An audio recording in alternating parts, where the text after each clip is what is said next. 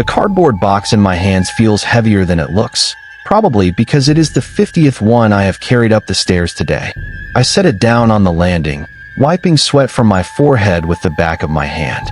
Dust motes dance in the slanting afternoon sunlight that cuts through the dirty window. From here, on the second floor of the Victorian fixer-upper we just bought for a suspiciously low price, I can hear the silence. It is heavy, thick. Usually, old houses have a settle and a creak, a respiratory system of wood and nails. But this place, the Blackwood house, holds its breath. My wife, Sarah, calls from the kitchen below. Her voice sounds tinny, swallowed by the dark wainscoting of the hallway. She asks if I have seen the box with the kettle. I shout back that I haven't, and my voice doesn't echo. It just hits the wall and dies. I look at the wallpaper in the hallway. It is a peeling, damask pattern, originally gold, but now faded to the color of a bruised peach. I run my hand over it. It feels warm. Not sun warm, but fever warm. I pull my hand back, shaking my head. I am just tired. The stress of the move, the money pits, the gamble of relocating our lives to this sleepy town in Washington state. It is getting to me. I walk into the room that will be my studio. I am a sound engineer, a Foley artist for indie films. I spend my life listening to the things people usually tune out: the rustle of fabric, the squelch of mud, the ambient hum of a refrigerator. This room is perfect, or so I thought. Isolated. Thick walls. I start unpacking my equipment. I set up the boom mic, the mixing board, the monitors. I put my headphones on, just to test the noise floor of the room. I want to hear absolute zero. I slide the fader up. Through the headphones, I expect the white noise of the air conditioning or the distant traffic. Instead, I hear a low-frequency thrum. It sounds wet, like fluids moving through a pipe, but rhythmic. Thump whoosh, thump whoosh. I check my cables. Everything is grounded. I take the headphones off. Silence. I put them back on. The sound is there. And then, cutting through the rhythmic thumping, I hear a sharp intake of breath. It is right against the membrane of the microphone. I rip the headphones off and spin around. The room is empty. The closet door is shut. The window is painted closed. I am alone. By evening, the house feels different. The shadows stretch out like long fingers. We are eating pizza on the floor of the living room, surrounded by towers of boxes. My daughter, Lily, is 6. She is drawing on a notepad, humming a tune I don't recognize. Sarah looks exhausted, dark circles under her eyes. She tells me she hates the kitchen. She says the layout is wrong, that she keeps bumping into things that aren't there. I tell her it is just muscle memory from the old apartment. She doesn't laugh. Lily stops humming. She looks at the ceiling. She asks who the people are upstairs. I freeze. I tell her there is no one upstairs. It is just us. Lily shakes her head, her pigtails bobbing. She says they are arguing. She says the man is angry and the lady is crying. But they are whispering so Daddy won't hear. Sarah looks at me, her face pale. I stand up, forcing a smile, and tell them I will go check, just to prove it is empty. I walk up the stairs. The air gets colder with every step. I reach the landing where I put the box earlier. It is moved, just an inch or two, but I aligned it with the floorboards. Now it is crooked. I walk to the master bedroom. Empty. I walk to the spare room. Empty. I walk to my studio. I step inside and the air pressure drops. My ears pop. I look at the waveform monitor on my computer screen. I left it running. The screensaver has kicked in, so I jiggle the mouse. The timeline is full. A solid block of audio recorded while we were eating downstairs. I hit the spacebar. At first, it is just the thumping sound. Then, a voice. It is faint, distorted, like it is traveling through water. Please, David, don't. It is a woman's voice. I recognize the name. David Miller, the previous owner. The man who vanished with his wife and child 3 years ago. The police said they fled the country to avoid debt. I turned the volume up. I said sit down. A man's voice. Guttural. Angry. Then, a sound I know too well from my work. The wet, heavy impact of meat hitting a hard surface. Then silence. Then weeping. Not the weeping of a clear recording, but a muffled, choking sound, as if the source is buried under blankets or layers of drywall. I delete the file. I tell myself it is interference. Radio waves. A prank. I go downstairs and tell Sarah it was just the wind in the chimney. She believes me because she wants to. We put Lily to bed. I lay in bed next to Sarah, staring at the ceiling.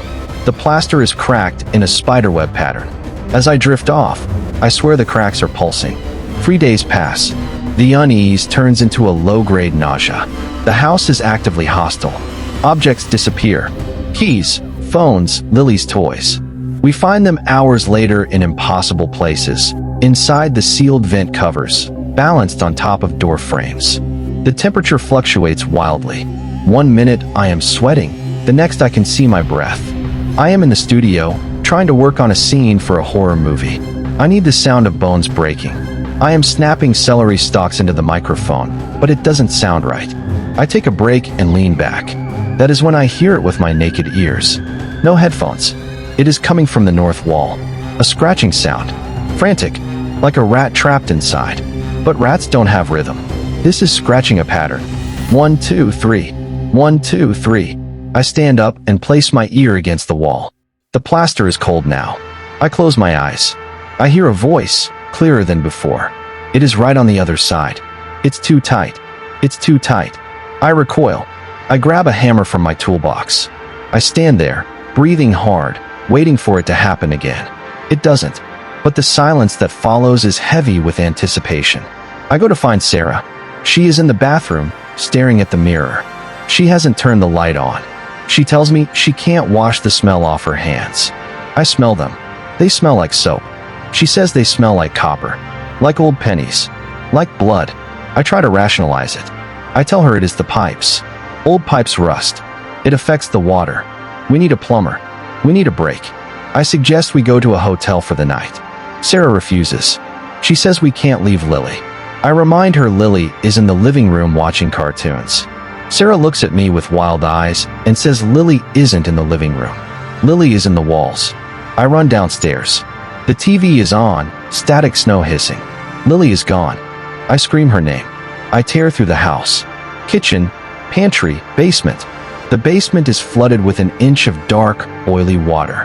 I splash through it, checking behind the furnace. Nothing. I run back up to the second floor. I hear a giggle. It sounds like Lily, but it is distorted, echoing. It is coming from the hallway. I stand in the center of the hall. The peeling gold wallpaper surrounds me.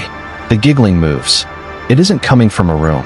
It is panning around me, moving through the walls. Left to right. Daddy, come find me. It is Lily's voice, but it is layered over another voice. A child's voice from the past. A boy. I start pounding on the walls. I shout for her to answer me. I am here, Daddy. I am with the friends. I sprint to my studio. I grab my shotgun microphone and the portable recorder. I put the headphones on. I crank the gain to the maximum. I point the mic at the wall. The soundscape is horrific. It is a cacophony of screams, pleas, and the physical sounds of struggle. It is not a recording of the past anymore. It is happening now. The house is digesting. I hear the previous owners. David Miller is shouting about the debt, about the shame. His wife is begging for mercy. And underneath it all, I hear Lily crying. I run to the spot where the sound is loudest. The master bedroom. The wall behind the bedhead. I press the mic against it. Let her go? I scream. The wall ripples. I watch in horror as the plaster stretches like latex. A face pushes out against the surface. It is a man's face, captured in a silent scream, straining against the wallpaper. The eyes are just bulges, the mouth a gaping O of stretching paper. Then another face pushes out beside it. A woman. Then, lower down, small hands. I realize then that the Millers didn't leave. They were put here, or they were absorbed. The house took them, and now it has Lily. I run to the garage and grab the sledgehammer. The weight of it is comforting. I run back upstairs. Sarah is in the hallway, clawing at the wall with her fingernails. Her fingers are bleeding. She is screaming Lily's name. I shove her aside. Stand back. I swing the sledgehammer. It hits the drywall with a thud, but it doesn't break. It bounces back, rubbery and resistant. The house groans. A deep, structural moan that shakes the floorboards. The lights flicker and die. We are in darkness, illuminated only by the gray light from the window. The whispers rise to a roar. It is a choir of the damned. Thousands of voices overlapping. I swing again. Harder. I scream with the effort. This time, the wall cracks. A fissure opens, jagged and dark. A smell hits us. Rot, iron, and ancient dust. I shine my flashlight into the hole. There is no insulation. No studs. Just a cavity filled with a gray, fibrous webbing. And caught in the webbing, like a fly, is Lily. She is sinking into the back of the drywall. The gray fibers are wrapping around her legs, her waist. She is crying, reaching out to me. Behind her, in the gloom of the wall cavity, I see them. The Millers. They are gray, desiccated husks, fused to the structure. Their mouths are open, and the noise is coming from their dry throats. They are pulling at Lily, their bony fingers hooking into her clothes. I drop the hammer and dive into the hole. The webbing burns my skin like acid. I grab Lily's hands. She is slippery, coated in the same gray slime. I pull. The Millers pull back. Their strength is impossible. The house itself is contracting, the hole I made trying to close up around my waist. The drywall edges are jagged teeth biting into my sides. Sarah grabs my legs from the hallway. She is pulling me. I am pulling Lily. It is a tug of war with the architecture of hell. I look at the thing that used to be David Miller. His eyes are gone, just hollow sockets filled with dust. He whispers, his voice booming in the small space. "Stay. We are hungry." I kick out, my boot connecting with his brittle ribcage. It shatters with a dry crunch. He screeches, a sound like metal grinding on metal. His grip loosens. I heave backwards. Sarah pulls with a primal scream. We fly back into the bedroom, tumbling onto the floor. Lily lands on top of me, covered in gray slime, sobbing. The hole in the wall begins to heal. The plaster knits itself together like flesh scarring over. The scream from inside is muffled, then cut off as the wall seals completely. We don't pack. We don't look for keys. I pick up Lily, Sarah grabs my arm, and we run. We run down the stairs, the steps warping under our feet, trying to trip us. The front door is jammed. The wood has swollen. I slam my shoulder into it. Once. Twice. The third time, the frame splinters. We burst out into the night air. It is raining. Cold, clean rain. We scramble into the car. I hotwire it with shaking hands. Thank God for a misspent youth. As the engine roars to life, I look back at the house.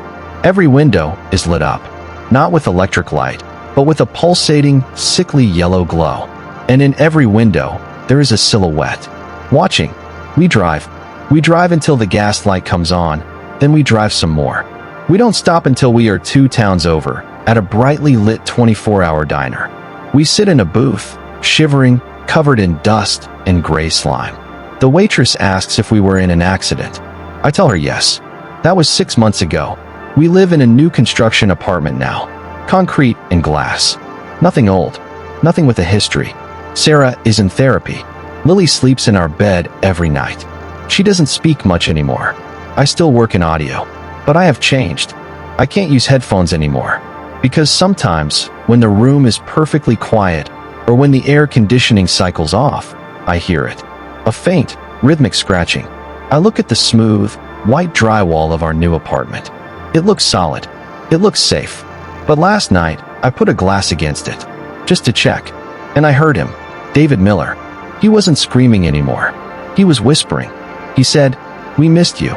So we followed. I put the glass down. I haven't told Sarah. I haven't told anyone. But as I sit here now, typing this, the white paint on the wall across from me is beginning to blister. Just a little. In the shape of a finger.